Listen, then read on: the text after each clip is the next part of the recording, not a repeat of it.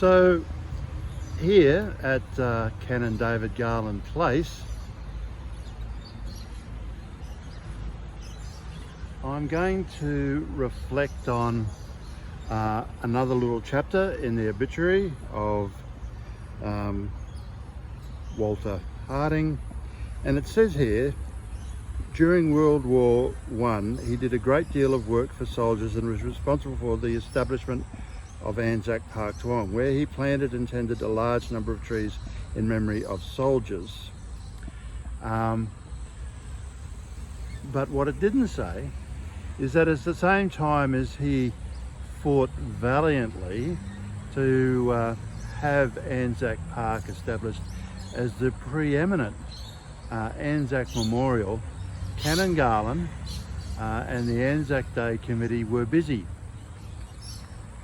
here, not some 500 metres away from where Walter Harding was furiously planting trees, in having this quite magnificent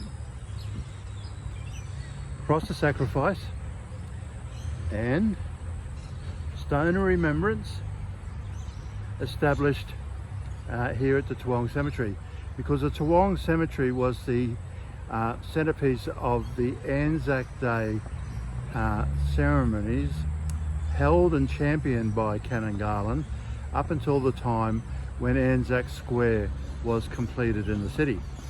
And in fact, Walter Harding writes a very heartfelt letter to the editor where he argues that instead of, in his words, wasting money on establishing an Anzac Square in the city, the funds would be better employed in making Anzac Park a truly world-class park. Something that now Councillor James Mackay will actually get the opportunity of bringing to fruition.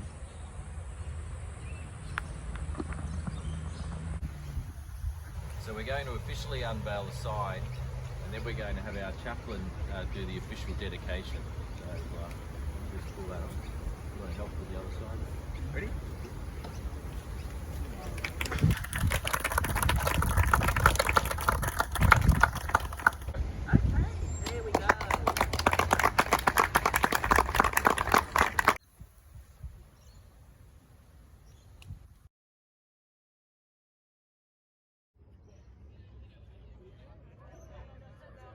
So on this beautiful Friday, there's the Canon Garland tree.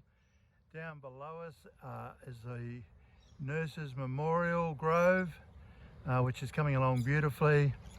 And right here is the new memorial plaque that I'm hoping you can read right next to the lone pine. To record this series, to provide a follow-up prod, in effect, in relation to the petition collecting, are these brand new signs.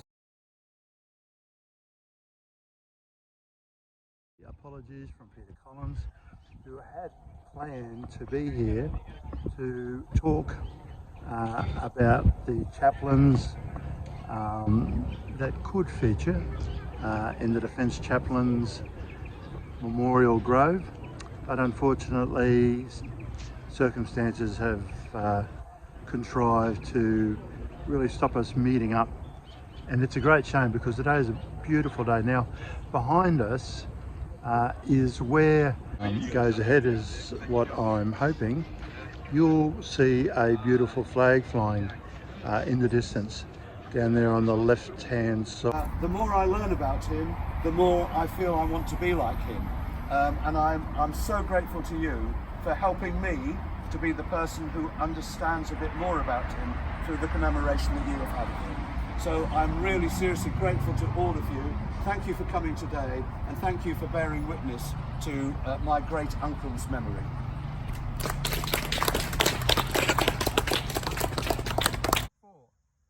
So as you can see, for those of you who've got the email from Peter Collins, the petition has an excellent introduction, a full one-page introduction setting out the arguments, setting out the results that's being called for. And this location really does, I think, do justice to the concept of a national memorial. And it won't be that far from the other national memorial, the National Freedom Wall, that marks the 75 years of peace in this current year, even though it was built to mark the 50 years of peace. But hopefully it will be subject to a little bit of a renovation and rebirth to bring it up to date.